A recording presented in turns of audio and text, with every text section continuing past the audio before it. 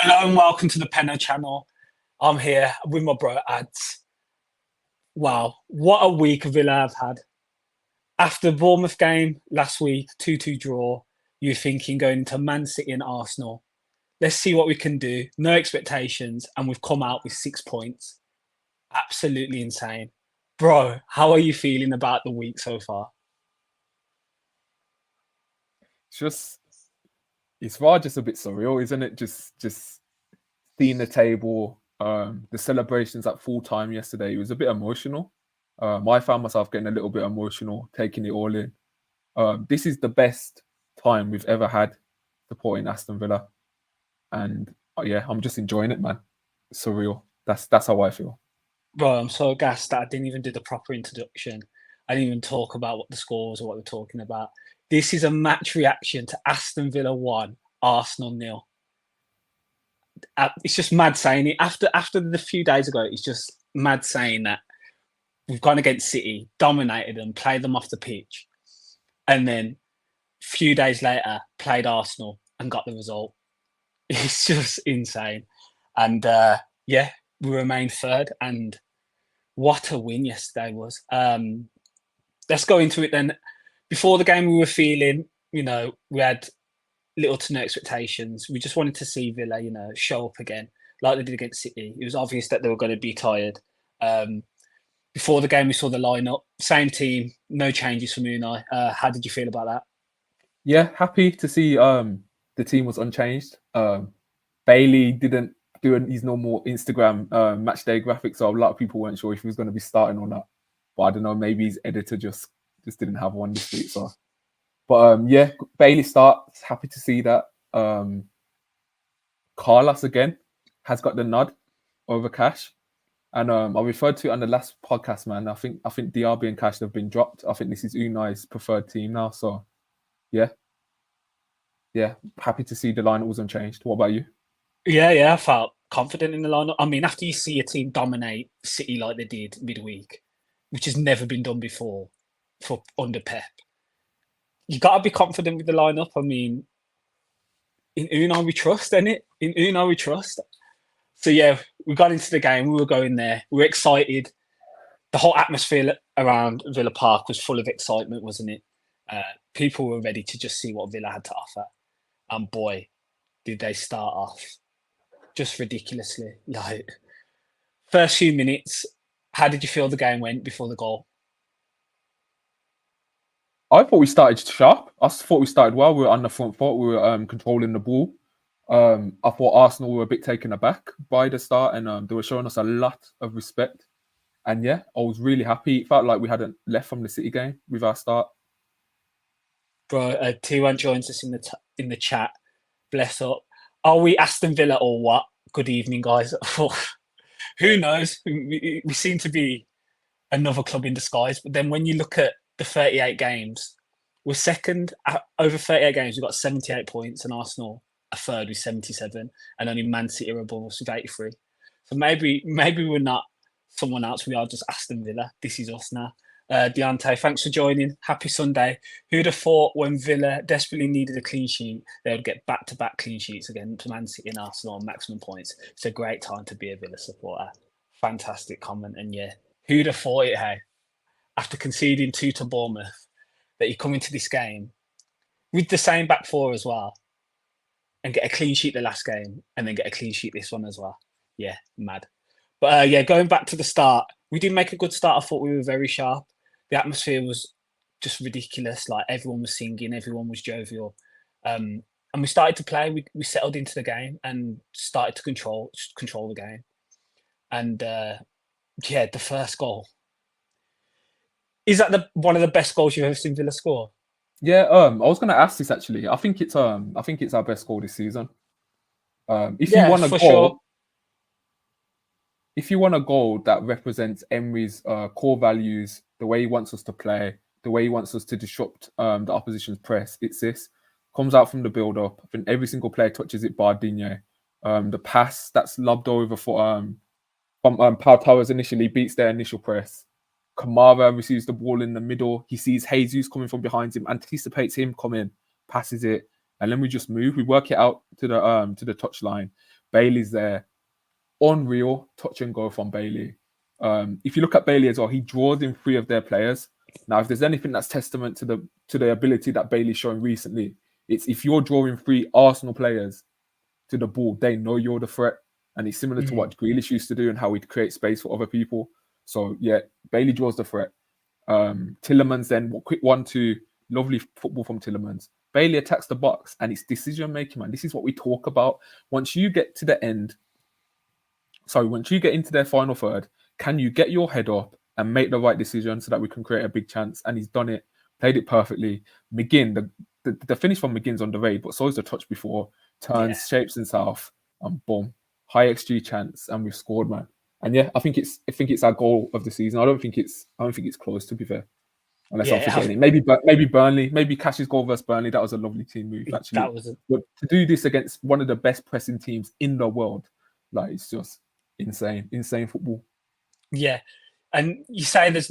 I said I went in with no expectation, but it's a huge game. It's first, third, and to start with a goal like that after 6 minutes is a joke. 10 players touched the ball. 15 passes were made. Lucadinho was the only one who didn't touch the ball in that move. Incredible goal. It left him out. He's in the dressing room.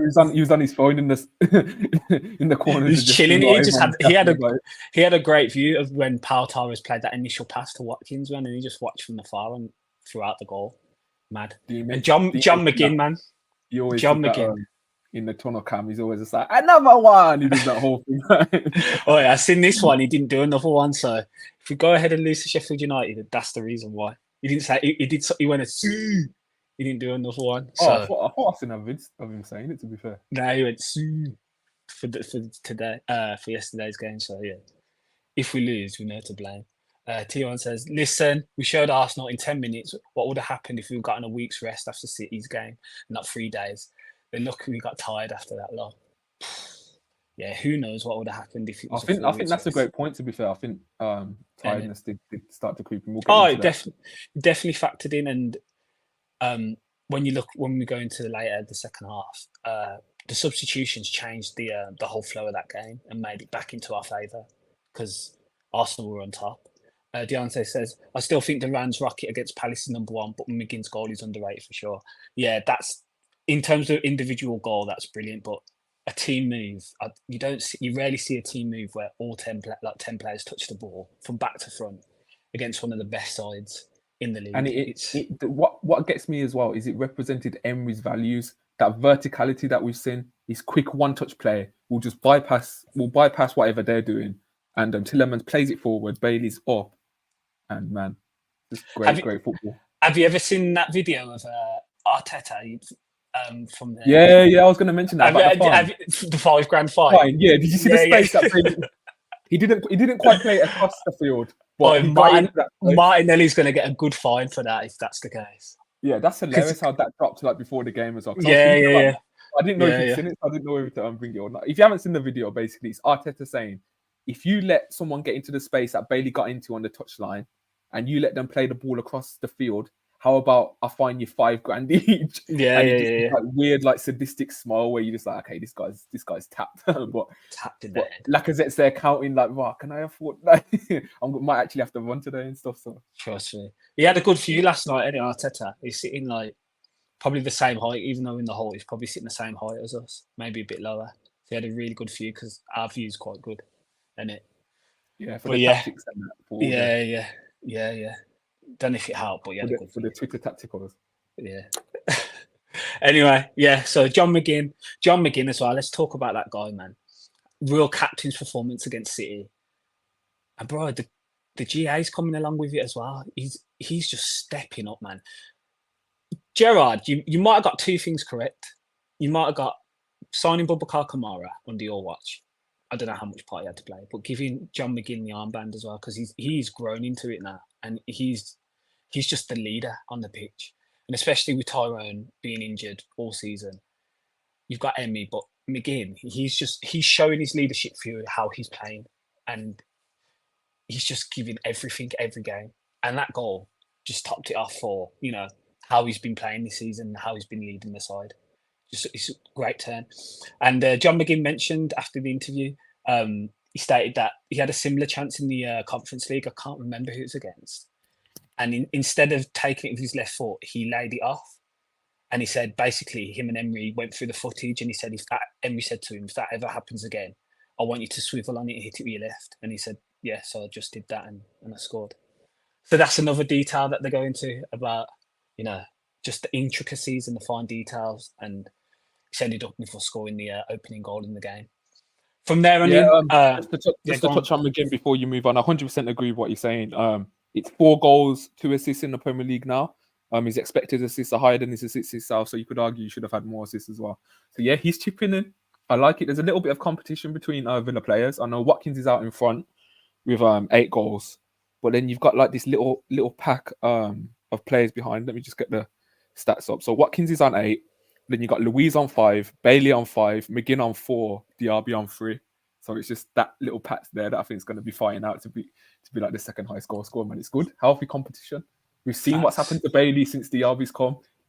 Bailey said, "Listen, you're not taking my shine again." It's healthy rivalry that's going to exist in a competitive environment. So yeah, love it. Yeah, facts. Tio says, we've all said and done. Gerrard had to happen for us to get done. Emery, it's just the universe working. Yeah, facts. I don't want to mention that guy's name much more because he don't really deserve it. Deontay, if Villa finish top 4, should Emery win manager of the season? We'll see how everything goes and how everything plays up. But if Villa get top 4, he'll definitely be up there. I mean, we're in the title race, ain't we? You know what I was thinking about Gerrard the other day. Sorry to cut you off. No, go on. You remember the film Dodgeball? Yeah. And Ben Stiller's character, like at the end, when he's like sitting on the sofa, and I just always picture him saying, "I would have played Contact right back too, man. This ain't even that sick and all that, just hating in his dark like closet." He must be hating. He must be hating, man. Because yeah. Anyway, it was a waste of time, but it led us to get one of the best managers in the league, so I ain't complaining. From there on in, how do you feel the first half went for us? It felt in the ground that Arsenal started to get on top from after the goal, and they had a number of chances really, and the best goalkeeper in the world had to stand up on a few occasions and show them just how good he is. Sorry. Now go on. Oh yeah, just speaking about Arsenal, they impressed me, to be honest. I thought once that goal went in, they kind of woke up a bit. I don't know if they were either showing us way too much respect at the start, but I thought they were playing the passing was better. The passing was crisper. They were getting it out wide quick enough. Konsa did deal with Martinelli quite a lot, but Saka was starting to get some joy with them little passes we spoke about in between our left centre back and the left back. He was getting in behind a couple of times.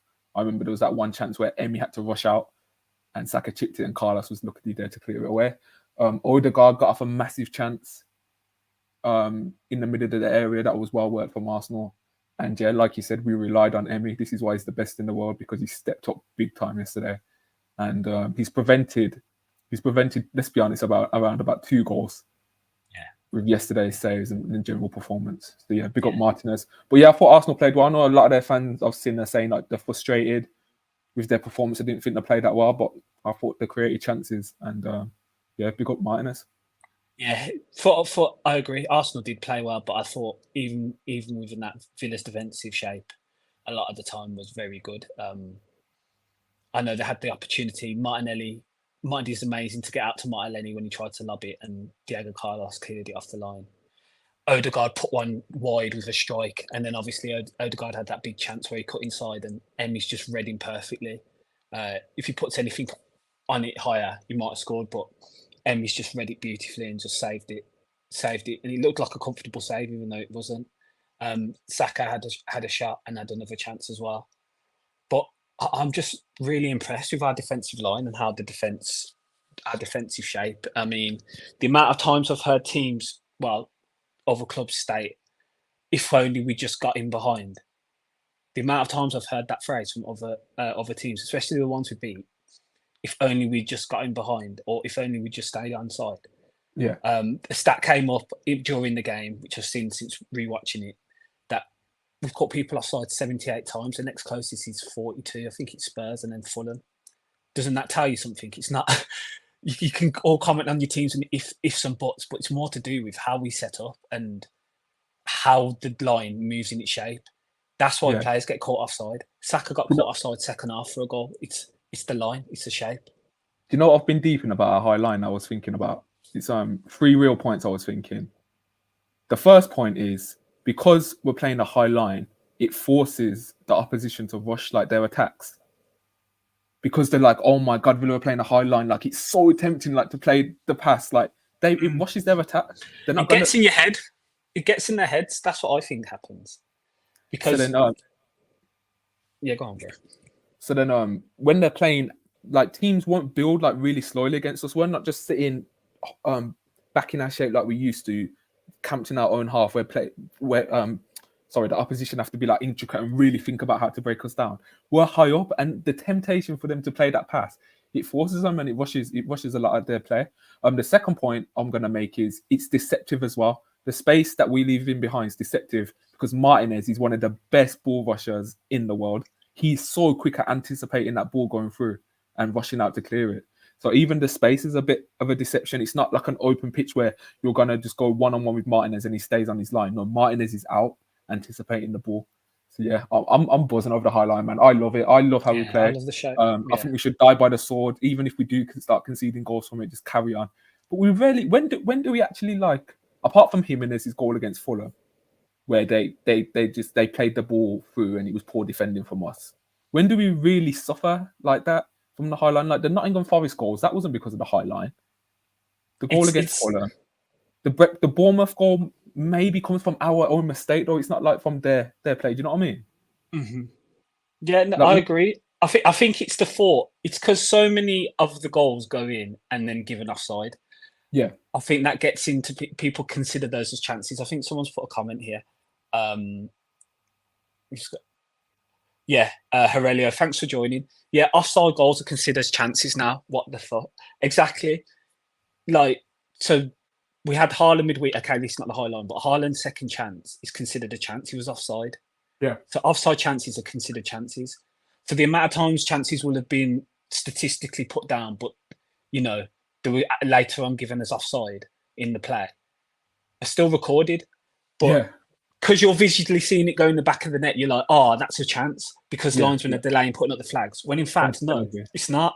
It's because the line you're offside. Like it's a flaw. It's a flaw of the human mind, isn't it? Yeah, not to get all philosophical and deep on the Villa podcast, but it's a flaw of the mind. If you could get the Men in Black eraser whenever there was an offside chance and just do that to the stadium and then just move like that, we'd be like, yeah, play that high line all the time, like it's perfect.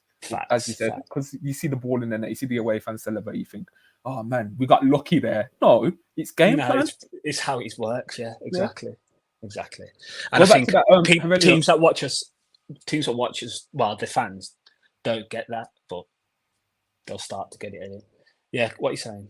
I think Aurelio made a good point as well about Arsenal and Man City. That comment. Hold on. Maybe just before we get to that. Rich says, yo, people. Yes, Rich. What a week up the Villa. Yeah, facts. Aurelio again. Amazing how much better Arsenal and Man City, how much better Arsenal are than Man City. It's great to win against Luton. Barkley looking good, by the way. Yeah, he looked class today as well, of what I saw. We just need to take revenge on Liverpool and we'll have a full deck of top 4 scouts. Facts. Rich said, away form gets sorted and anything is possible. Yeah, I think there's opportunity to sort that as well. Our away form is good. It's more the performances. Yeah. Because results-wise, it's actually decent.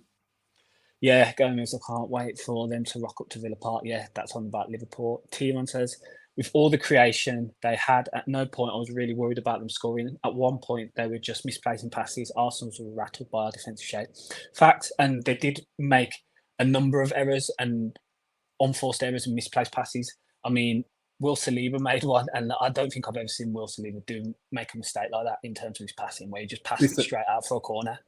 Oh, yeah, that was but, I don't know about that last part. I wish I had that confidence, man, because when Odegaard missed that 1 second half, I was nervous about. Like, I thought they were going to score at some points. I'll be real. That was just me personally, but yeah, I'm just glad they didn't. Yeah. Second half's a bit different, but I agree with the first half. I wasn't even he was just good save, wasn't it, for minus? Yeah. Rich, Carlos is awesome. We'll get on to Carlos because, he's Dibu, got Jedi powers, facts. I've watched the game back again, and it's the shape of the team that is most impressive. The whole team's like poetry in motion, and that's just training, practice. watching film. I can imagine how intense it is with Emery. I bet they just like sit there for hours watching film and stuff like that, and then before going out on the training pitch and trying to execute it for a few hours as well, day in day out. So I yeah, think um, it's interesting. Sorry, just to cut you off, bro. Just when McGinn was interviewed yesterday, just to go on the point you're saying about Emery being intense. Whenever people ask Villa players how Emery is, it's never he's nice, he's confident and that. It's just like he's very intense. That's always the first thing on players' minds. yeah, So you have to concentrate. It's either that or you have to concentrate. Yeah, you learn a lot. It's facts. Yeah, no, no one goes straight through personality first. It's always about nah. yeah, facts. So yeah, getting back to the game. How are you feeling then? Half time. Impressed by our first initial 10, 15 minutes. We changed the game state, which is always important. We got the goal, forced Arsenal to have to start playing, wake up a bit.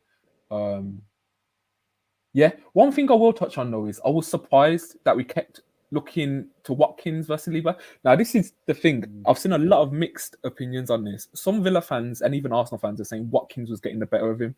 From me watching the game, I don't know if it's just outcome bias or whatever. It felt like Saliba was getting the better of Watkins most of the times. It felt like that ball just kept on coming back each time, especially in the second half.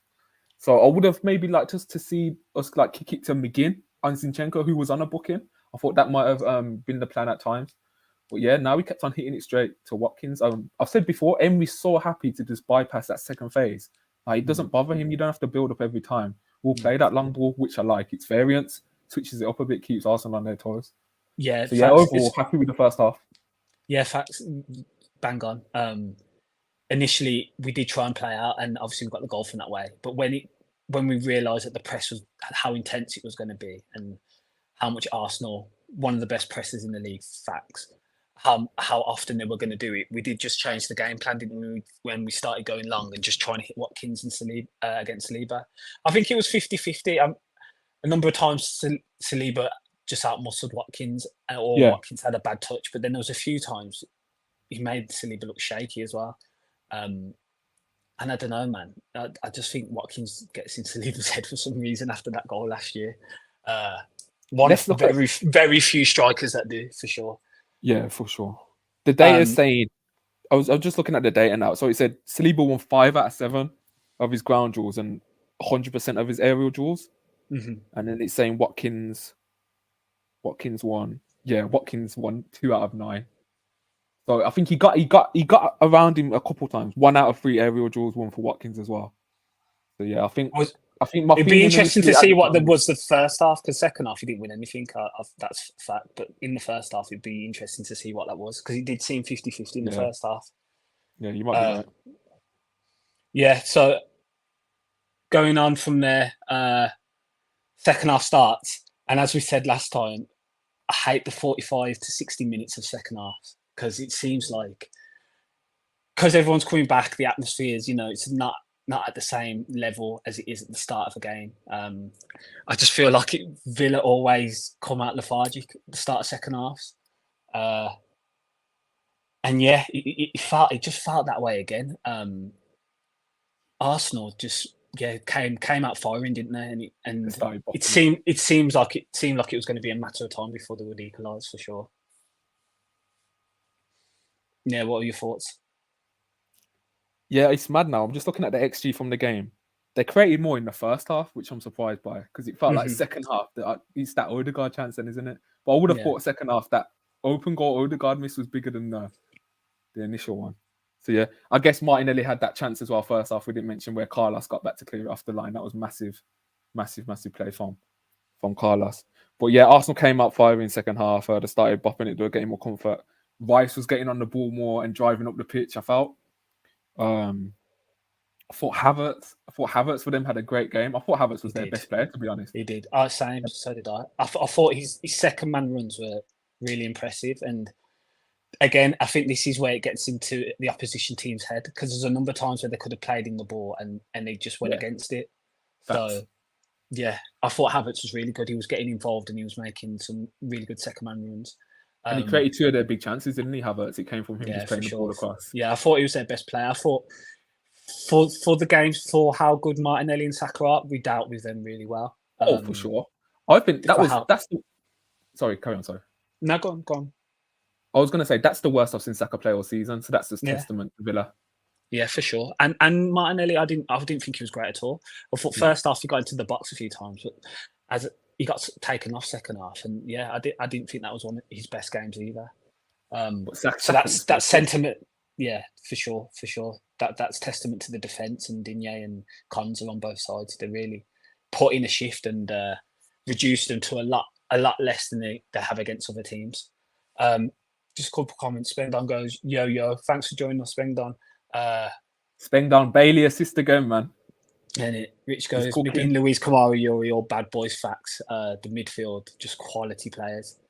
Yeah, we'll shout this out as well. Nice to get the win for Benjamin Zafena. Yeah, Zafena means trusted by God. A whole ender in the sky, RIP. Yeah, they did a lovely video before kickoff, just to acknowledge the passing. Legend, absolute legend of a person, and he will be sorely missed in the community. That's for sure. Yeah, I just want to speak on Benjamin Zephaniah.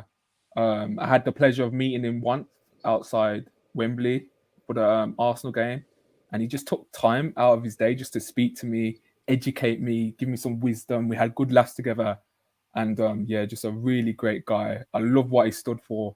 I loved his poetry. I love that video that was used before the West Brom quarterfinal that Villa have been posting. And yeah, just as you said, bro, he'll be sorely missed, man. Like a truly tragic loss. Someone from Brummy could be proud of. That's for sure. Yeah, Rich says RIP. Yeah, we share those sentiments. That's for sure. Spendon, yeah, adds boys on fire. That's about Rich. I think Rich patterned it. No socks Bailey. We've been using it. Yeah. What do you think about that? Then do you think it is DRB coming, or do you think it's just would have happened without him? What do you reckon? What, Bailey's form? Yeah. Do you think it is because of DRB coming, or do you think it's a mixture of both? Or is it impossible to say? Maybe, but I just think he's just fully fit. Had a full preseason and was just like, okay, I'm on it now. This is it. His contract's running down soon as well. What, has he got a year left after this? Or was it 2? That's the thing, though. He didn't have a full preseason. He was with Jamaica. Yeah, but I feel like he's fully fit. This is probably the first time. Yeah, I agree with the fully fit. Yeah. So I agree with that. The first time he's ready to go into a season, but that's what surprised me. We were watching them like Gold Cup, them games for Jamaica, and he wasn't good. He wasn't. But I hadn't seen him being good for Jamaica for a long time. I know, and then he came on in the Brentford game in the preseason, and a lot of people were just frustrated with him. And then even his Newcastle first game of the season wasn't good. Thought he was really poor in that game, and since that Everton game, just turned it on. Just completely flying. He looks scary. He was twisting up Zinchenko a few times. Yeah. He's on fire. And he's got 15 GA this season so far. So flying. He's absolutely flying. Well, yeah, back to that. Sorry, just one more on Bailey. We've had no update yet on his injury, but hopefully we hear in the week that he's fine and just ready to go. I'll be surprised if he travels to Bosnia for the conference game. I'll be very surprised if he's in the squad. Just rest him up for Brentford, man. Brentford's a Sunday game as well, so plenty of time to recuperate. So that's 8 days, to get ready. Yeah, facts. And also Bubba, I know he came off earlier. I hope he's all fine. I think that might just have been more tactical. But yeah, I would want to go because Arsenal felt like they were on top until we made our substitutions, and then I think that changed the course of the game. I was looking at the threat of the game and the XG through that, and once we brought the subs on, the XG dramatically reduced from that point. I think Emery got it bang on with the subs and the timing of the subs, because I wish I had the chart. The XG chart was for the first 45 to 60 was like this for the amount of chances, and then it plateaued after that. And yeah, huge credit to Emery making those subs. Boubacar coming off, Bailey coming off, DRB coming on. That was early, and then also bringing on Ramsey and Moreno, obviously. It's just ridiculous. The quality we've got in depth. It's mad. It's mad. I turned to the guy that stands next to us, and I was just like, our bench is just ridiculous. We're bringing on starters from last season, Yeah. and Musa Diaby, who's one of the best wingers in the Bundesliga. So Yeah, crazy. we make substitutions like Konza coming off, and some people might have questioned that like a month or two ago, being like, how can you take Konza off? Surely it'd be Carlos. But the level in the squad now, anyone can come off for anyone. It's just, yeah, as Rich said, it's elite coaching, masterclass each week, awesome Villa. Yeah, it's elite coaching because anyone can just go anywhere. We've seen players alternate and move into different positions, and the team just remains to this high standard. So, yeah, sometimes you question subs like that, like in previous times, but now it's just like, okay, let's see. Even Dendoncker, that might be in question, but nah. Dendoncker came I on don't and put in know. a I don't. I shift. don't. I don't. No, I don't think he had a great game. I'll be honest. He put in a shift, though. I disagree. He put in a shift, but anyone can put in a shift. I mean, That's not true. That's not true. Don't do that. No, anyone can get around the pitch. Don't do that. Bro, I don't think he had a bad. Don't do that honestly. don't do that because Arsenal's chance creation dramatically reduced when Dendoncker came on the pitch. You can look at the statistics, like it did, and they didn't. Apart from what we'll go on to talk about, they didn't have much outs compared to what they had before that. So I don't disagree with that. I think you're doing Dendoncker a disservice there. I think he made 2 good tackles, which I remember. That was good. But the passing, he had 2 clear chances where one, the Moreno pass was just really poor. Moreno's in space. And then he had the other pass where the player's through and he's giving it straight to them. Made 1 out of 5 passes. I wouldn't say he was awful, but I don't agree with this idea. He had a good game. But just personally, my opinion. Yeah, fair enough. I thought, I know what the passage you're talking about, and I feel like that overshadows the contribution he did make because I thought defensively he was very good. He was very good and he was in positions. And some might think Kamara going off for Dendoncker, there was going to be a drop off, but it wasn't. It wasn't a drop off in terms of Arsenal didn't create more from Dendoncker coming on the pitch. If anything, it reduced. So, yeah, that's my thoughts anyway. A few comments here. I think Deontay's talking about Bailey. Deontay for sure. Their Leverkusen connection was unreal, and reconnecting them together at Villa now has brought the best out of Bailey. I think that has to play a part. Facts. Herelia, like all our players, Emery's effect makes them better players. Yeah, true. Rich says absolutely. Penno, his form has gone through the roof since the RB. It's the competition for the shirt. It's why the squad is doing so well. Yeah. Herelia, Dendoncker worth keeping. Now that's a different story. I don't know because potentially who we look to upgrade him on. So yeah. Well, we spoke about Dendoncker in the video. We said we'd be happy to move him on, innit? Yeah. Rich said Spengdon subs were great. Micah, I don't know if I've seen you around here. Thanks for joining. Our captain messed up. I think he's an Arsenal fan, so I assume he means Odegaard. Potentially, he had 2 big chances. Rich, systems and tactics, repetition of the triangle, and traps to move the enemy around. It's awesome. Watching Professor in Emery, we're lucky to have him. Tell them, facts. Richard. Tell them. Facts. I'm sure they know deep down. So yeah, going into the final 10 minutes of the game, it's the time where things start getting a bit nervy, a bit antsy. Or to be honest, against City, it didn't feel like that at all. I think that considering the way we played. But this game, it was a backs against the wall a lot of the time. I think the difference with City is you knew we like fully 100% deserved to win, whereas against Arsenal there was a kind of a feeling where you think, okay, we've got away with not conceding here. Please, can we just see it through and just get through because they're starting to come on to us a bit. We did have a big chance ourselves though.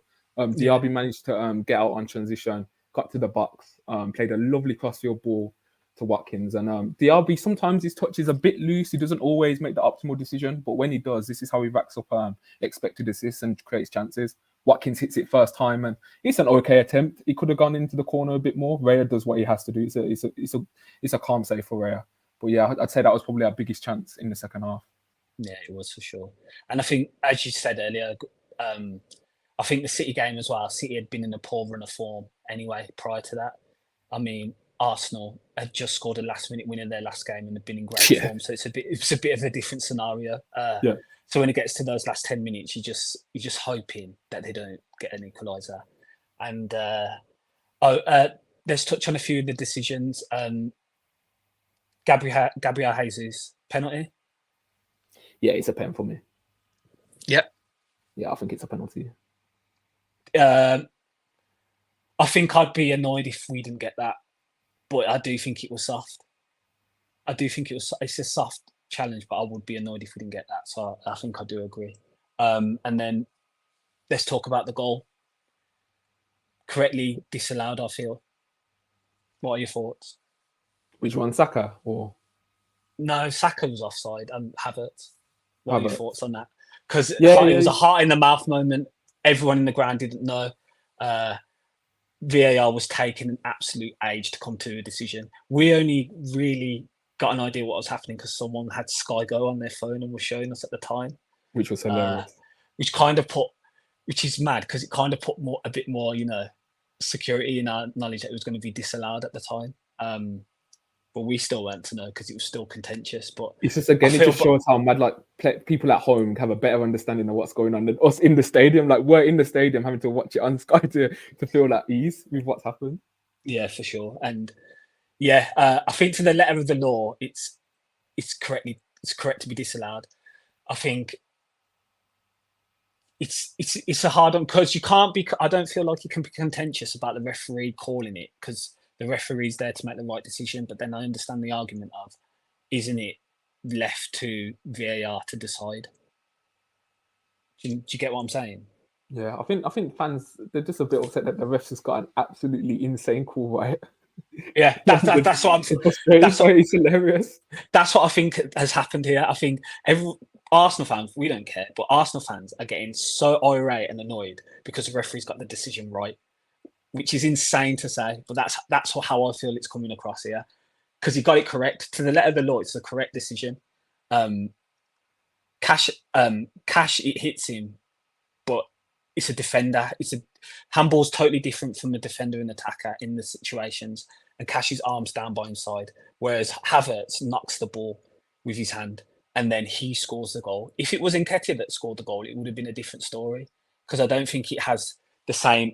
It's not the same. If another player scores and someone hands balls it in the build up, they can give it. But because the player who scores the goal is the one that handled it, it's no goal. Simple. So yeah, it was a correct decision at the end of the day. And I as think you said, I think them lot just got annoyed because the ref got the correct decision I seen I seen I straight seen away. I seen one Arsenal fan on the timeline today say the refs pure evil for giving the decision at this sport. It was just like, oh, just inject, give me more of them kind of tweets, Oh, man. I've Like seen some stuff in the comments. I could be full for a good 3 weeks with some of these tweets I seen from Arsenal fans. It's like this is like Facts, Herelia was saying, but it just makes it sweeter.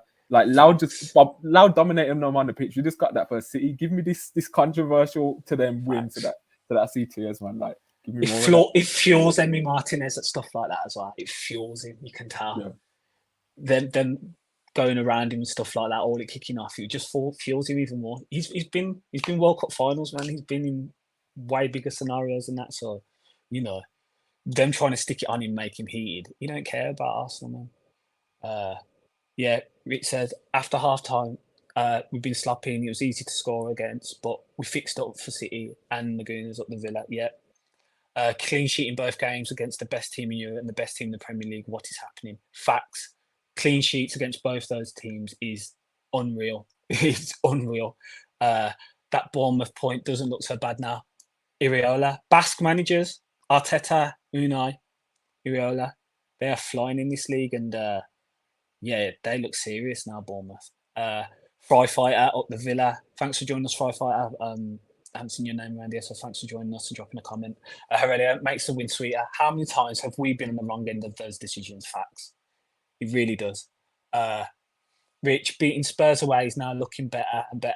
The more you look, it will go unbeaten all season up the Villa. That's the task now, and let's see how we do. Heredia, United go down 3-0 to Bournemouth at Theo Nightmares. Yeah, it's an absolute shit show there.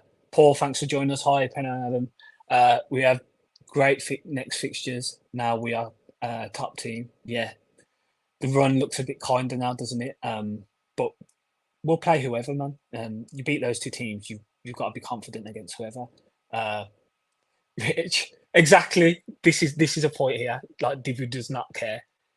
he was fighting police in the Maracanã the other week. Like, it don't phase him. I think Dibu's living two lives now, isn't it? You win the World Cup. You win the World Cup, and it's just like, okay, my main goal in life is complete. Now I'm just chilling. Let me just. Now he's just living. Now he's just trying to accomplish everything with us and with Argentina. That's why he's giving this stick talk. I mean, did you see the contrasting opinions of Mcginn and Martinez on our title? Let me just sum it up. Basically, Mcginn was just like, I want to ban the title talk. I want to ban the word. It's game week 16, rare to. And then Martinez comes in and is just like, are we title contenders? We just beat Man City and Arsenal. Like, I'm a believer, man. Of course they're in the title race. So I love it. Just a bit of yin and yang there. So, but if he's believing after where he's come from, then I'm believing as well. That's why it's titled this. It's mad. We've got Emi Martinez on our side, man. Like, come on, like you go to war for like if you were like that. It's mad. It's mad, bro. Mad. Let's see if you can bring the good luck charm and the trophies, man. Facts. Paul Walford, Brentford, Sheffield United, Man United, then Burnley and Everton. Let's see how we go. Looks good on paper for sure, and the squad has to be confident now. So yeah, thrilling victory. The atmosphere at the end in Villa Park was amazing, wasn't it? It was unreal. Singing through the turnstiles, very emotional, through the concourse, outside, everything. Yeah, he went mad. Just an amazing week, and yeah, I haven't seen a week like that in a long time, innit? Because even though the Bournemouth performance, for me, it was bad, innit? The Bournemouth performance, we were not good. Okay, we got the point. I was happy. But one of the reasons I was so upset because I was thinking, man, now we just got City and Arsenal next to come. Like, we might not get a win till the Brentford. To get 6 points, like, bro, perception changer, man. The outlook of the season was completely different now for me. Yeah, let's keep it going. Facts. A few more comments here. Rich says, Duby said he wants to win the trophy with Villa or get Champions League. Facts. The owners said they wanted to get Champions League 2023, 2024. Well, here's the opportunity for both. Rich, it sounded really loud until the atmosphere was incredible yesterday. Well done to all Villa fans. It was summing out. Paul, we have beaten every London team this season. Spurs, Arsenal, Chelsea, West Ham, Fulham. Mad. That's mad, isn't it? That didn't even. I know we've won 11 games. Beat every London team we face. So, and you know what's mad about that? He's missed out Palace from that as well. Yeah, Palace as well. That's... So yeah, Brentford. This is the one for me, man. Brentford, they're our bogey side at home. We hate going to Brentford. Even in the Championship era, they played us off the park a bit, and they've got a lot of injuries. And the onus is going to be on us to play our football. I know we're going to do a Brentford match preview, so I won't go into it too much. But yeah, man, that could be if we can get the right result and performance in that game against them. I know it's going to be tough. We haven't spoken about it yet, but we've lost Louise and Dean to suspension. I don't think Dean's as big of a loss because Moreno can come in. But Louise, he went like 10 game weeks without getting a yellow card. And he was stupid yellow as well. It's just like for him to kick the ball away. It's just like, come on, Ducky. Come on. I know you emotions would have been high on that. It was a stupid yellow. Like, I'd rather him make a foul in transition if he's going to kick the ball away anyway. Like, there's been times like do it for a reason, innit? Yeah, there's times. What is it? The elbow. One of them ones, yeah. When he does one of them ones. What do they call it? Capoeira in Brazil. That's the man. Like, a lot of the times this season, I've seen Dougie, he'll put his hands up next to anyone and he'll just let a man go through and then the fans will accept it because it's like, okay, we don't want to lose Dougie, so whatever, Kamara, you better cover. But to kick the ball away, man, that ball went miles as well, It wasn't even like a little one. It flew. He licked the ball and it flew. It was just like, what are you thinking? So Dougie will be out for that. But Tillemans drops in. Move it about. We'll see. A few more comments. Rich says, go on, Paul. Stats, facts. Big stats from Paul. Rich also says, Buemo or whatever his name is still out. I feel we will win it. Yeah, big player for them this season. A great player, Buemo is. Paul, they have known Buemo and Jensen injured for Brentford and we can break record. Yeah, Jensen's out. He's been quality as well for them this year. Herrera says, yeah, Mbeumo a good player. He has been Yeah, for great sure. player. Great. He's their talisman for sure. Yeah. So moving on then. Title this. Are we in a title race? I think expectations do change on new information. I'll always advocate that. You don't set a goal in the season and then just stick to it throughout just because you set it at the start of the season. Like, no, if our performances are changing, I mean, our points tally is what we got in the 19-20 season total, and there's only been 16 games, so that just puts it into perspective. I do still, however, think it is too early to be talking about title. Like, you have to get to at least like game week 25 for me and being around it. But in terms of top four right now, man, I don't think we're ever going to get a better chance, man. This is it for me for top four, especially if there's a chance there's a fifth place for Champions League as well. Yeah, if it's fifth, then this is huge. I think short term focus has got to be on trying to get Champions League this season for sure. Yeah. What about you? Well, do you think we're in the title race? Currently, yes. But as you said, it's kind of too soon. But I feel like if you get to 19 games and you're like a point or two, then I think you've got to stay. Yeah, we are. If we get to 19 games, so how many more games? 3 more games. I think that 3 more games, when you've played half the teams and you're 1 or 2 points, then yeah, you are. Whether you can maintain it's a different story, but that's how I feel anyway. Man, mad talk, isn't it? Earlier says, all right now, 3 months down the line, who knows yet? Emery record breaker Voodoo Killy started the very first game against United again. That's such the a record's good point. so the mad. Fact that he broke United, the fact that he beat United on his first game, like that should have been. We never beat United. We never beat United. But we've been talking so much about beating City and Arsenal. We didn't even mention it was 15th straight home. That now we're getting to Stush, man. We're getting to used to it. Getting to used to it. We didn't even mention it was the 15th straight home win. We're 46 minutes into the pod. Oh dear. Paul also says our last home game is Liverpool. Aurelia says title decider. Rich, winning Euro and Champions League would be awesome. Yeah, Rich also says. Yeah, I think that would be the goal. I think that would be the goals currently. You'd be get Champions League and win the conference, I reckon, and an FA Cup one. Yeah, facts. But you're allowed to dream. You're allowed to dream. There's no. Of course, there's no point following football. There's no point following football. If you're allowed to dream. I'd never look down on someone like saying, "Oh, we can win the title" or whatever. Like, nah, sure, go for it, man. If you believe it, you believe it.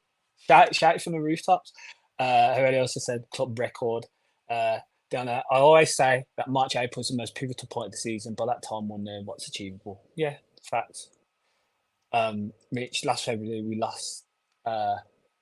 Lost was February last year. Last time we lost was February last year. We're second after a whole season of games. The last 38, we're second in the league. So why can't it be possible, there? Why can't it be? Yeah. I'm starting to believe. I can't lie. So yeah. Just another thing on our record that I love. We haven't conceded more than 1 goal in a game. Like, we're just taking the piss at this point. That's just insane. The away fans in more than a year, in over what is it now? It's getting to 7 months. Haven't been able to celebrate more than 1 goal at Villa Park. Some of them leaving without celebrating at all. Crazy stuff, man. I love it. We've been blessed at home form. The only thing I'm annoyed about is they might be like, you know what, we're gonna raise the prices again. What is it, like 8 wins in a row now? It's like, just let us breathe for a bit, man. Like, we're enjoying, but get Arsenal prices. Once we win the league, we might have to lose a couple of the last games to bring the start getting London prices and that. Yeah, trust. Start tanking a little bit. I know, they need to forget about all of that. Anyway, yeah, for sure. Just to finish, I think Arsenal will be there or thereabouts. So they're a fantastic side. I think them losing to us is just a blip, to be honest, and they'll get back to winning ways. If we are to be up there and to compete, we'll be neck and neck, or they'll be the ones we'll have to pick to do that. So yeah, I just want to say that Arsenal are a great side, and they showed way more than Man City did. So yeah. Oh yeah, Arsenal are the best team that have come to Villa Park in ages. I think. Yeah, for sure.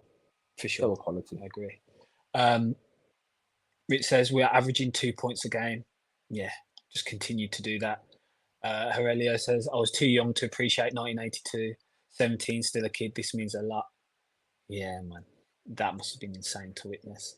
Adam, I haven't seen his name. Thanks for joining us, Adam. Outside of Liverpool, Arsenal, City, I'm really confident we can finish above the rest of the sides. Which others are you worried about? Top four becoming more and more of reality? For sure. I think Spurs look quality. Game, man. And they still got Maddison and Van der Ven out, so Spurs look really good. I think no Europe will eventually help them as well with the way Ange plays. They'll have a bit of respect. But listen, we went to Spurs. We've got that victory over them, which is important. Sure. And they've got to come to Villa Park. We've got the hard game out of the way away to them. So yeah, man, that's looking like a great result. I think if it's fifth, I think we're for Champions League. If it's fifth, I think I'm very confident we can get it. Brighton aren't as good as last season.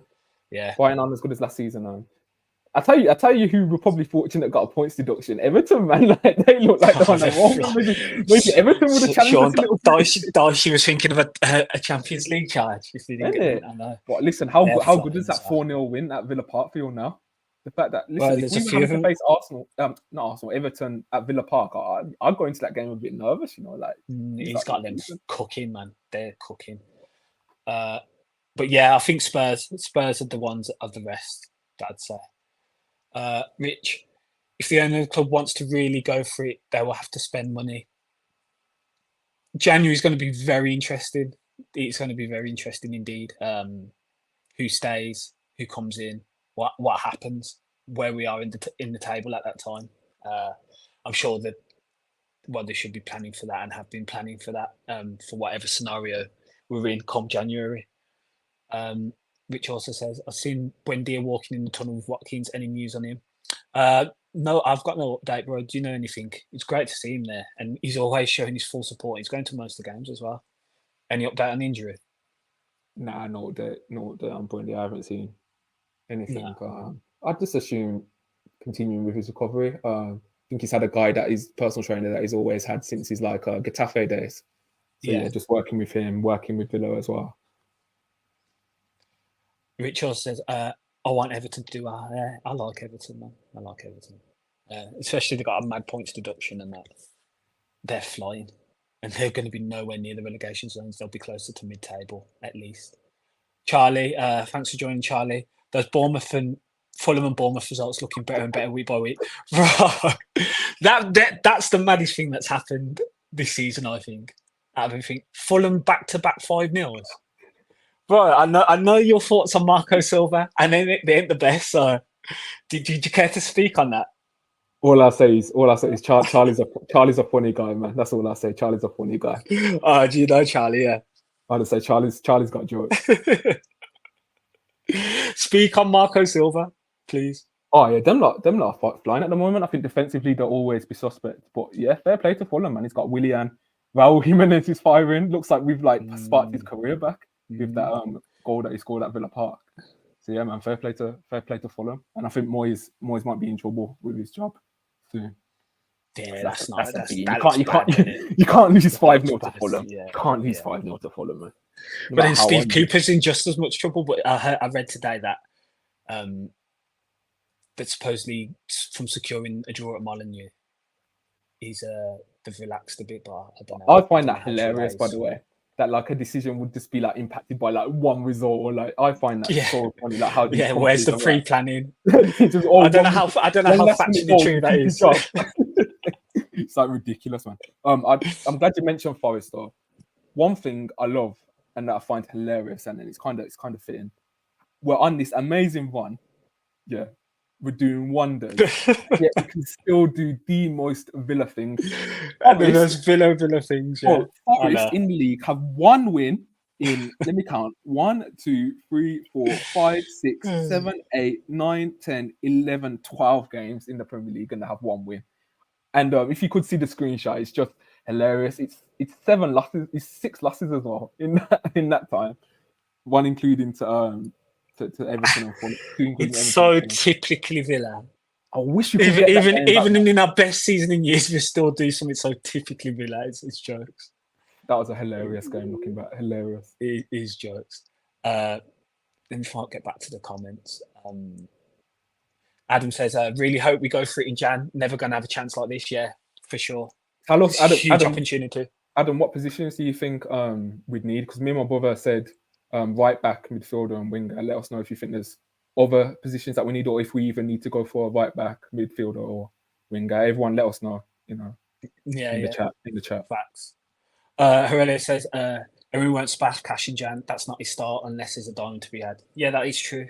On previous, he doesn't do that, but yeah, but I'm sure he would go on. I was going to say this situation's a bit different, and yeah, is that the nature of just his clubs being restricted financially, like at Villarreal, where he just had to find a diamond, like just due to the nature of the club's finances? Where at Villa, he's got all the power. He's employed Munchie himself. They can really attack the market. So yeah, I'd like to see how that works out. I'm sure Villa will have FFP concerns as well. We'll have to like move certain players on. I remember Munchie spoke about selling the academy players for FFP, but then even then he sold Philogene and got Zaniolo. So sometimes I just think like, what was that about? But outside of that, I can see the Cameron Archer and Aaron Ramsey deals. I can understand to balance the books a bit more. So. Rich also says, who would have thought top of the group in Europe, third place in the Premier League, 15 in a row? Yeah, the season's been unreal so far, and long may it continue. Adam, Fulham scored 21 in the last 4. 21 in the last 4? Yeah, bro. They've scored 5. They've scored 5. 16. I was going to say 21. They scored 2-5-0. How they scored 21? Yeah, 16. My bad. Yeah. my bad. Yeah, mad. That's still insane. That's 4 goals a game. To be fair, though, there's been, what is true, though, is there's been, let me do quick maths here. There's been 22 goals in their last 4 games total. Charlie says, underrated thing on this run for me is how things have been falling into place. Rodgers suspended, Brentford missing a huge amount of players. We have players arriving at the right time, etc. Yeah. You know when things start to happen like that? Bro, even the Spurs game? It's kind of fairy tale stuff. What about the Spurs game? They were missing Bissouma. Bissouma got suspended for that. Madison got injured. And even Mings getting such a severe injury at the start of the season, and then the turnaround and getting spanked 5-1, and how, you know what I mean? Yeah. The script's looking good. I can't lie. The script's looking good. One thing I'm going to touch on Mings, his injury really quickly.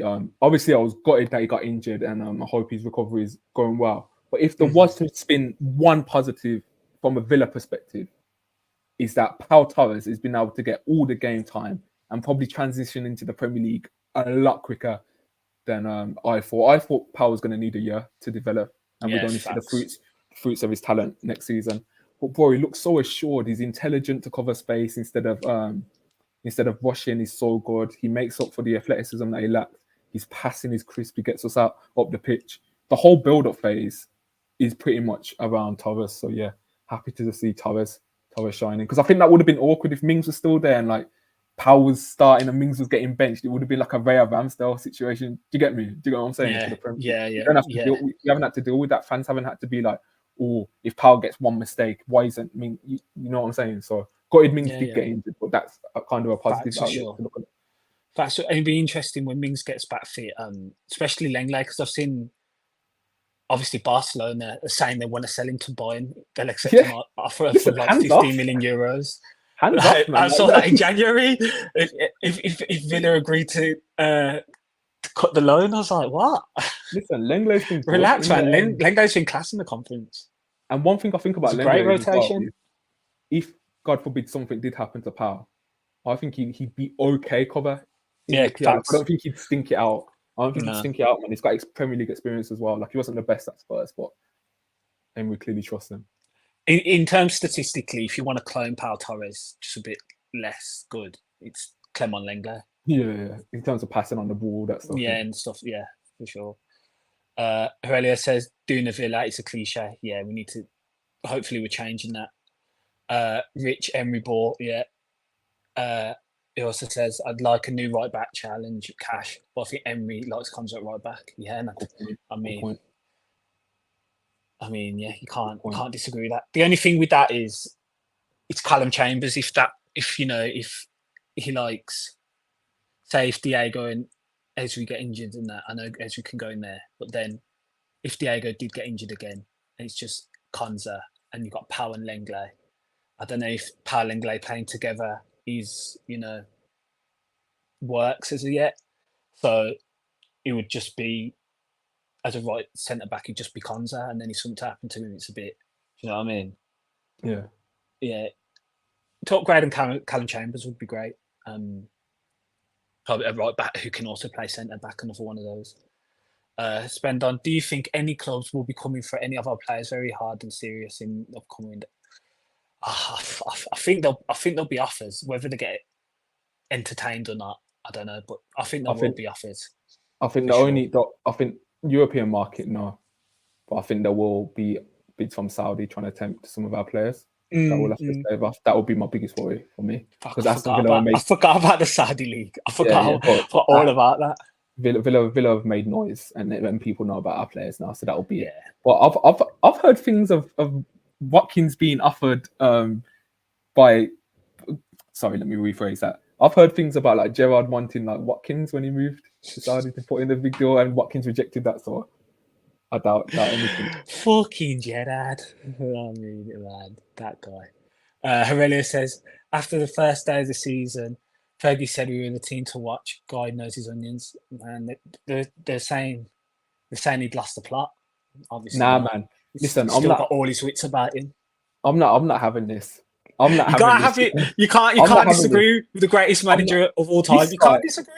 I can't believe he's okay. One off. Let's not be pedantic here. Listen. Go on. Listen, I'm not letting this guy ruin my childhood to then get the gratification of saying Villa are on the rise because of what I said against Newcastle. I'm not having it, bro. You can't have your cake and eat it. He had more belief. He had more belief than half of the fan base after that day. I bet you that. Bro, after that game, listen. I bet you that. Even the points he made weren't true. Like, we weren't good. Like, what's he on about? Like, just because we've now become good doesn't mean what he's saying about that Newcastle game was true. He's chatting rubbish in the video. I can't believe. You can't have the Makeda goal and then get like plaudits for saying, "Oh my God, Ferguson predicted Villa's rise." Like, nah, man. I can't believe you're questioning that guy, man. About football and tactics. It's madness. And what he saw, because it's coming to fruition as well. Rich says the Premiership is the best league in the world, no doubt, physically, mentally, and that's why we love it. It's not just about skill. Who's got the best cardio? It's in the head where you have to be sharp. And yeah, they're all elite athletes and very, very good footballers. It's just the intangibles, the things that you can tweak here and there that make the big difference. So who would want to leave Villa right now? That's a very good question. Only a way of rephrasing it. Only Sanson, apparently. Sanson's loving life right now. And Nice won again today, 2-1. They're flying the second. The second? Yeah, the second. Sanson, go and win that loving life. Go and win the league on, and I'm happy for you. But Jim Ratcliffe's in England now, isn't it? So they might Old Trafford have a word. The Amrabat replacement. Have a word with have a word. Say, look, you can have Sanson. Just give us a go. Give us what we want. Listen, if we got more than 10 million for Sanson, that would mean as much as a Conference League to me. So long may it continue. Long may it continue. You chat some foolishness. Rich said, "What's happened to KKH? Is that Plymouth with Aziz? I think they're doing all right. They both start for Plymouth. I know Aziz gets rotated down again, but they're doing all right. We need to get Bailey signed up. That's a big one. He's the form he's showing currently. I remember that we had this conversation about a couple of weeks ago, didn't we? About whether to extend Bailey. What's your thoughts again? Have they changed a bit? Nah. Still stick to end of the season. Full season, injury free, with the output, 100%. Carlos Torres combo for me. Cons are back up. Thanks for joining. We didn't mention this in the whole review. Diego Carlos, man. He was excellent, I thought. Excellent as well. Man of the match. The last two games, he's showing the player that we signed for Seville. That obviously the Achilles injury was horrendous and, put him out for a season virtually. he hasn't been at full fitness. You know, he went down against Liverpool. There's another game. Was it Fulham? He went down as well, and had to be substituted. He now seems fully fit, and what a player! I mean, the distribution on its own, and then the actual defensive aspects. Or he seems to be in the right place a lot of the time. There's a lot of times the ball was cut across, and Diego Carlos was there intercepting it, putting it out. He did the same thing against Spurs. There's a lot of times in that Spurs game, the ball was coming across the box, and he was just in the right place at the right time. Immense. And yesterday's performance was immense from him. Yeah, I want to speak on Carlos a bit now. I think after the Tottenham game, when we rewatched it as well, we were saying the amount of times Konsa gets back, tracks back, makes the tackle, sets the high line up to catch him offside is incredible. Then he goes into the Bournemouth game and he makes that first mistake on the goal and then jumps as well. We criticised him for that. To show the mental fortitude to make a mistake as big as that, cost us a goal, to then put in back-to-back performances against City and Arsenal, two of the best teams arguably in the league, and to be that consistent in your passing, in your recoveries, it's incredible. And I'll say I was wrong on Carlos. I initially thought the Achilles injury at 30 years old was gonna finish his ability to play in the Premier League as a starter.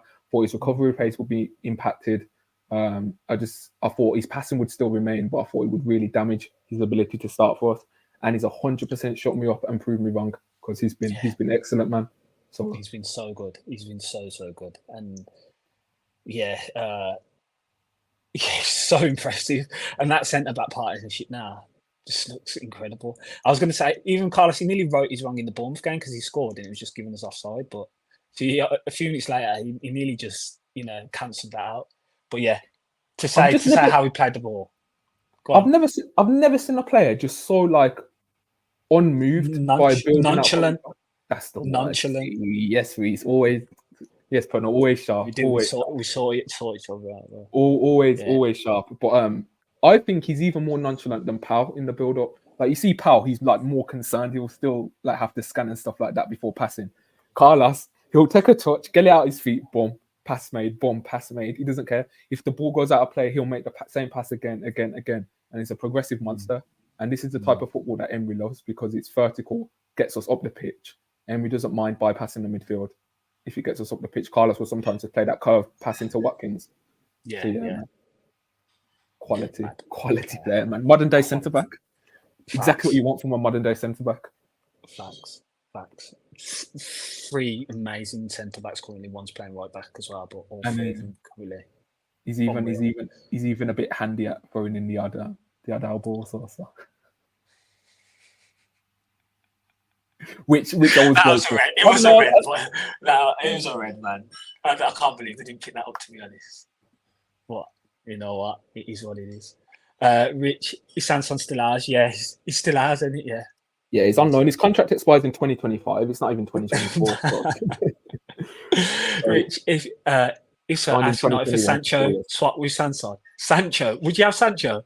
No. Nah. I don't know, man. There's still a player in there. I don't know if he works for us, but I think there's still a player. I think Sancho needs to go to like Italy or Germany again. I think that intensity suits him to play more. Yeah. Rich said Haaland is still climbing out of Carlos's pocket. Well, he weren't at the game today, so he might still be in it, to be fair. Yeah, you could be right.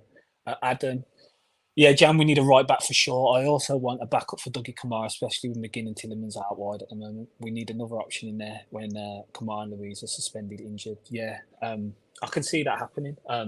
Especially because there was talks of Duncan moving on, wasn't there? There was rumours. If that were to be the case, then I think definitely. I've seen the Iranis. Is that how you pronounce it? Links again. The Benfica midfielder, the Norwegian. Yeah, I'm not sure how to pronounce it now. But I know who you're on about. Yeah, I've seen them rumours again.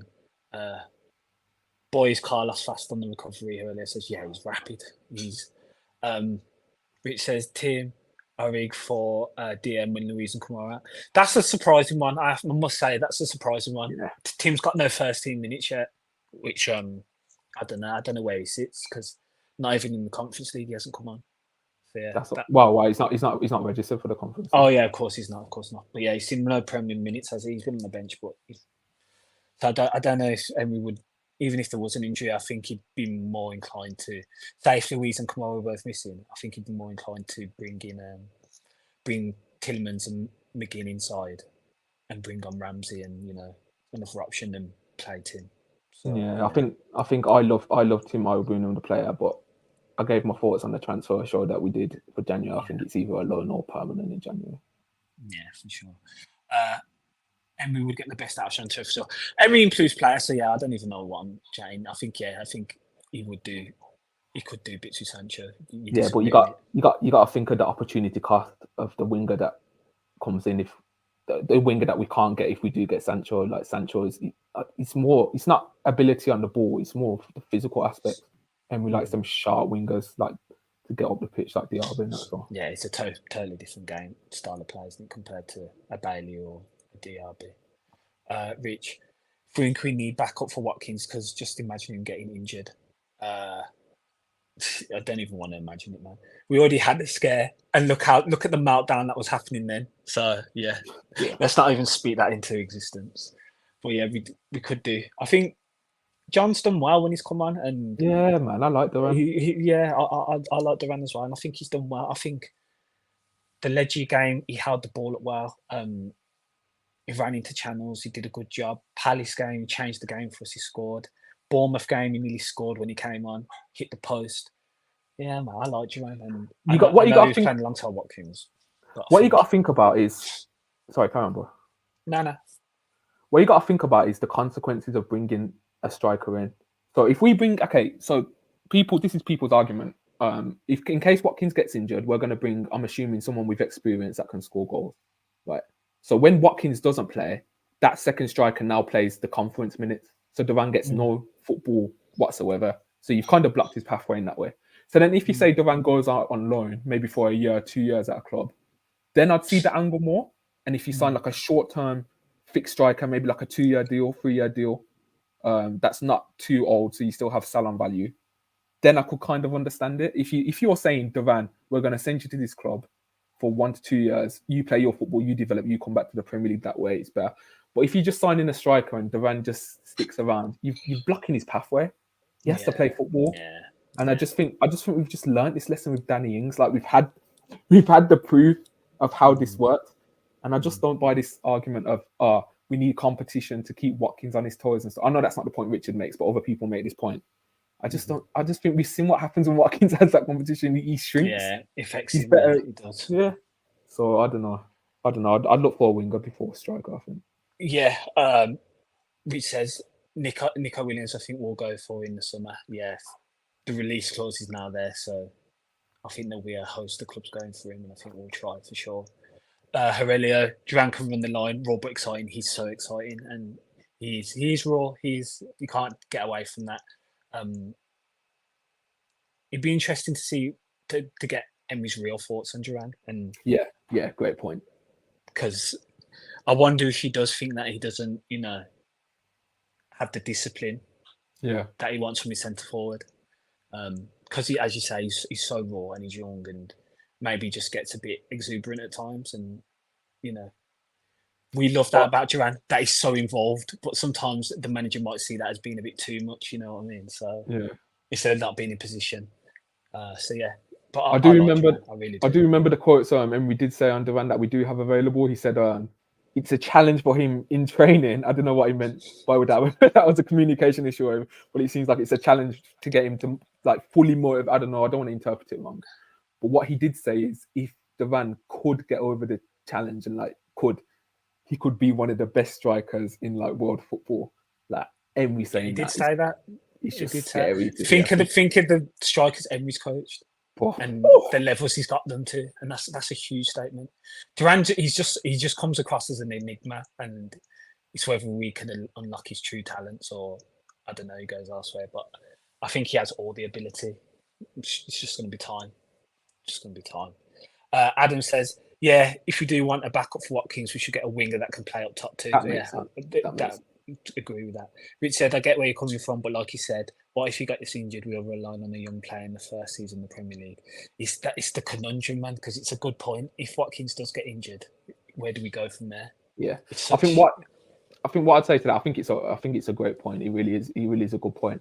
I think Villa would bank on Watkins' fitness history and his numbers in that, and just bank on like the odds of that. Like Watkins really most of the time is available.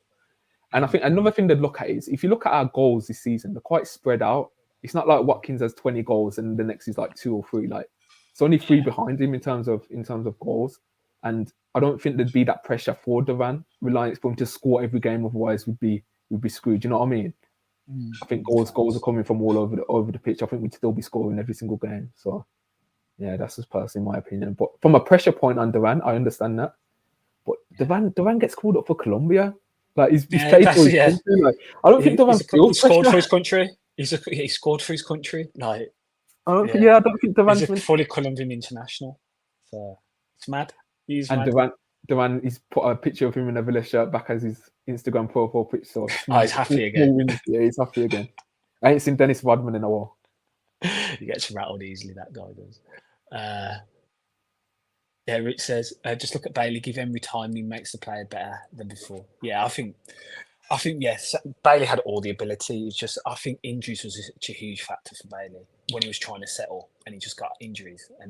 I always rated Bailey. Obviously didn't, but I always did. So yeah. And just one more thing.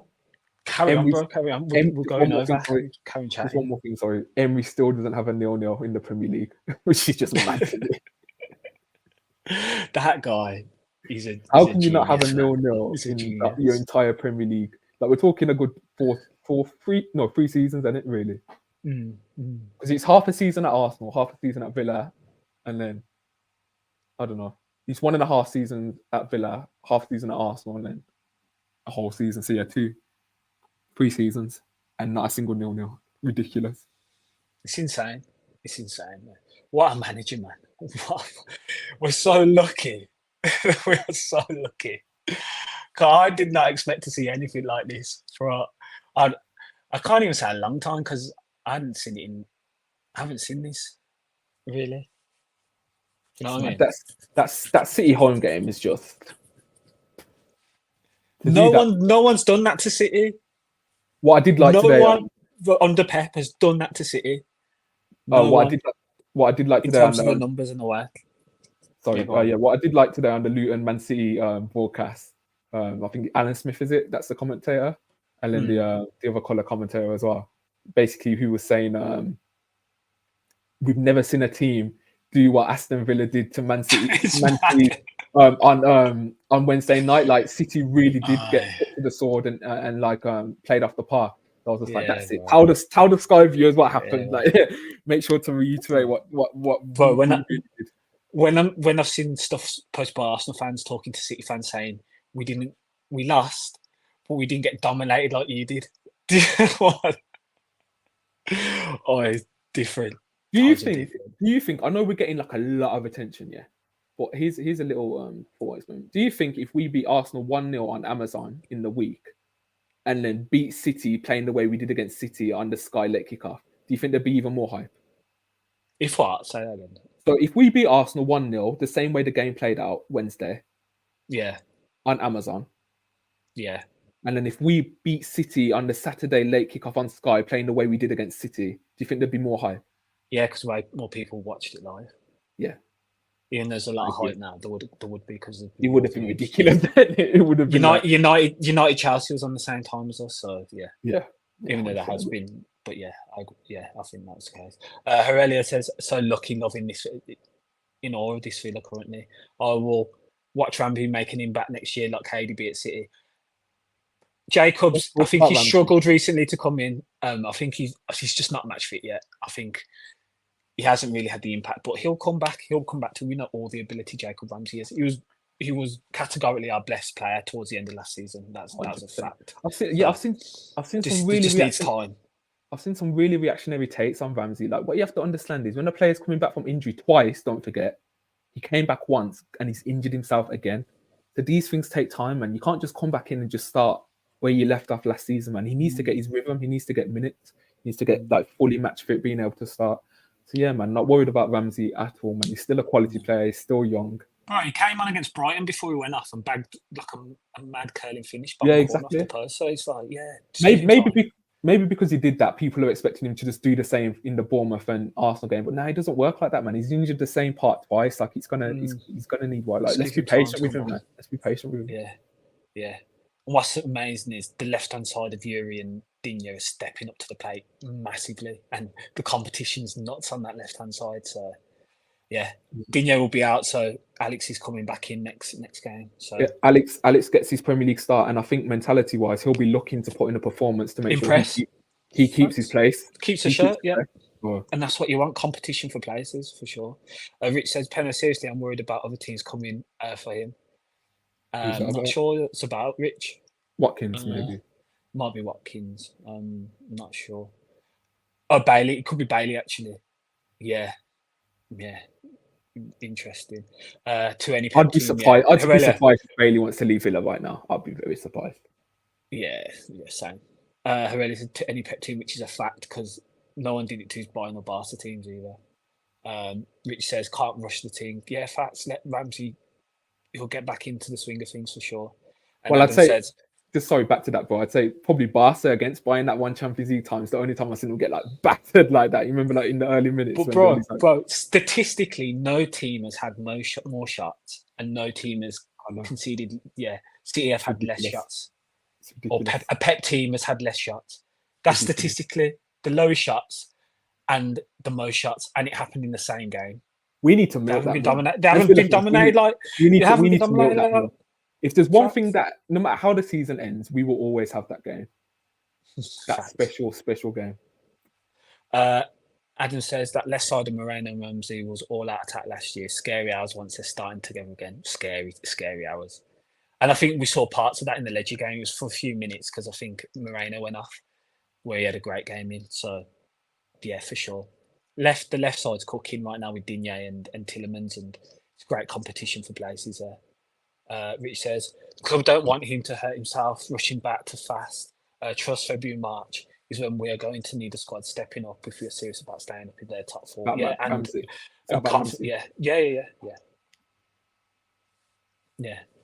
That's it. Like Ramsey and Moreno will get games and will be needed. Every player in the squad will get games and will be needed at some point. It's a fact. It's a squad game. Especially we're on two fronts, hopefully 3 with the FA Cup as well. So, yeah, fact. Charlie said that's another crazy thing about this one. We've done it with arguably a second choice left-hand side. It's mad. That is mad. I know a number of people would have been going into the season thinking, Digne and whoever's playing on the left, whether it was Zaniolo at the time, even if it was Philogene from pre-season, and then seeing Yuri on there as well. And we're third. It's mad. It's mad the other day. Genius, man. You know, Philogene came on in the Newcastle game. I didn't think he had any Premier League minutes, but he came on in the Newcastle game. Yeah, did he? Second half. Philogene, yeah. Got off a couple of dribbles as well. Oh, we do like Philogene, yeah. Yeah, Let's spend down Bailey doesn't want to leave Villa. He loves Birmingham, according to Craig. Yeah, Craig. I hope you're speaking the truth, man, because I can't see why I'd want to leave Birmingham. Yard Central, man. It's the place to be. We got Craig Butler as well because he's been saying and he's enjoying the fruit of his labour at the moment with the comments and with the form Bailey's in. So yeah, Craig Butler was right. He was right. Never forget. Or the comparison. He'll be the best in the world one day. He's getting close. Listen, I hope so. Charlie, we've done it whilst accommodating a guy like Zaniolo's minutes. Yeah. Can't deny that currently he has been. Herelia, an FA Cup. I would love an FA Cup. Yeah. It could be. It's on BBC, isn't it? 5 p.m. They put us on Sky. The Villa. Everyone wants to watch Villa at the moment this season. BBC are like, yeah, let's get them on there. The last time I went to Riverside, I saw Sanley Tunchai scoring over a kick. I don't know if you remember him. We drew 1-1. Little bit. Petrov injured Stuart Downing, and then we signed Stuart Downing. So he came injured. So yeah, I think Carew scored that game. Downing. We got Stuart Downing. I know that he left, and Villa fans were annoyed with how he left. But we met him a year ago, and he was quite. Yeah, we saw him last year at the England game. Yeah. He was sound. Dante says, "Do you think Villa will win the Conference League?" I think we're favourites. Yeah, we're favourites. There's some good sides, man. There are some good sides, so you never know. But I'm confident we can. But there are some good sides, and you don't know who's going to drop from the Europa as well. So yeah, why not? Rich, I think PBD would have loved playing in this team. The tricks and flicks the lads were dropping in the City game and Arsenal were. Uh, yeah, JPD's been flying at Hall, hasn't he? Yeah, man, he's got ability there. He's got ability there, and he's been flying in the championships. I've been seeing player of the season charts or current best player in the Oh, championship. Hull fans are like, he's the best player to ever play for Hull. Some of them. That's insane when they've had like Giovanni and like to be the Prem side. That's insane comment. So yeah, he must be flying there. Yes, in Europe and top 5. Yeah, facts. Great stuff, man. Great stuff.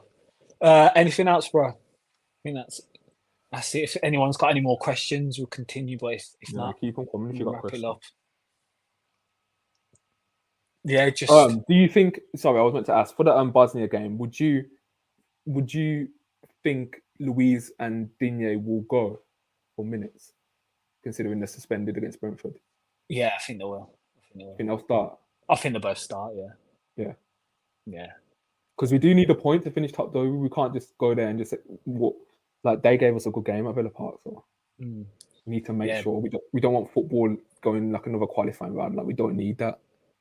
Yeah, Kamara started against Legia, didn't he? So yeah, I can definitely see Dougie and Digne starting in.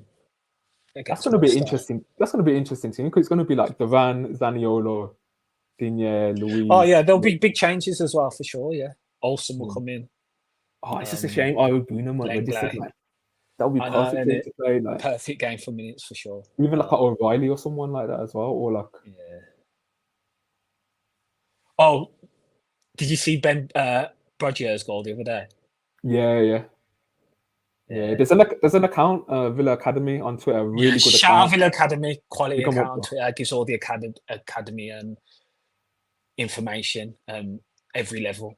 Great account on Twitter, and his goal was mad. He looks a player. Yeah, go follow that account on Twitter because he does a better job than Villa on updating people on what's going on in the academy. Facts, he really does. Aurelia says, loving the pod, guys. Keep it up. Thanks, Aurelia, man. Really appreciate that. I'm just trying to keep growing and getting more people involved. We love chatting to all you guys. It's great, man.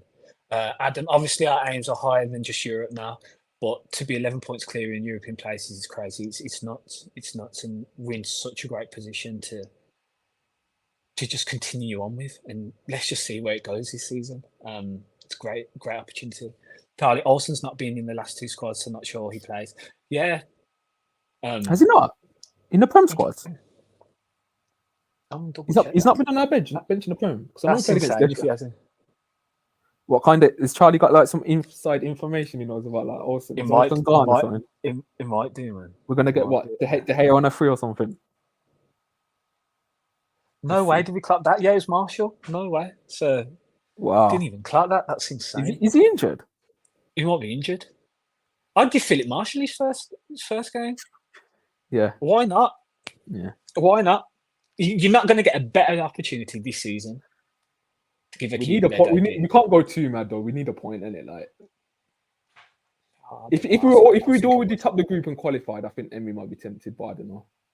Yeah. I don't know. To be fair though, I'm speaking. I've never seen Marshall like fully play. So I can't speak on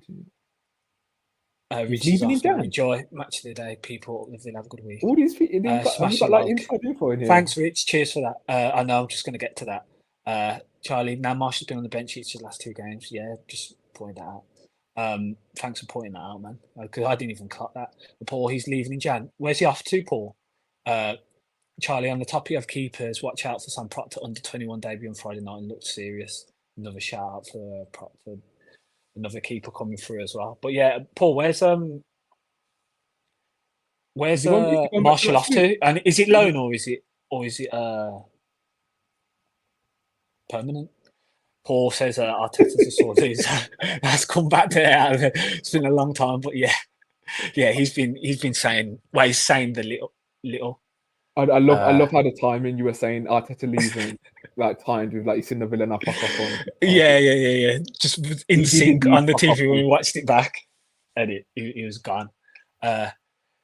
Been doing the matchday warm up duty against City and Arsenal. Oh, that is interesting. Is that Proctor? We don't get there early enough, yeah, bro. We don't get there early enough, obviously. Need to start watching. Paul back to Sweden, mad. So what, we could go for a keeper if it's true. Yeah. I hope the De Gea thing doesn't happen. By the way, I was joking about that. David De Gea, even on that, nah, not for me, man. He's going to be after. He must be. What do you think to De Gea? Do you think he's just asking for mad money, so he's not getting a club, or he's just happy to chill? Like, you know, I still think it was like the right decision. Like, United got rid and didn't renew. Yeah, whether the replacement was correct, I don't know, but it was the right decision to get rid of him. I think still as well. But yeah, forget United when they got battered this weekend. Paul's coming up with the stats here. It's facts. These are the facts, as Rafa used to say. Emery has won a league title, Arteta hasn't. Charlie said, 16? Yeah, age 16 nuts, but he plays on Fridays was ridiculous. Rated massively by England age group of his distribution that mature beyond his years for his 21's Friday. Wow. That's one to keep an eye out, everyone watching then. Proctor for sure. That's mad, 16.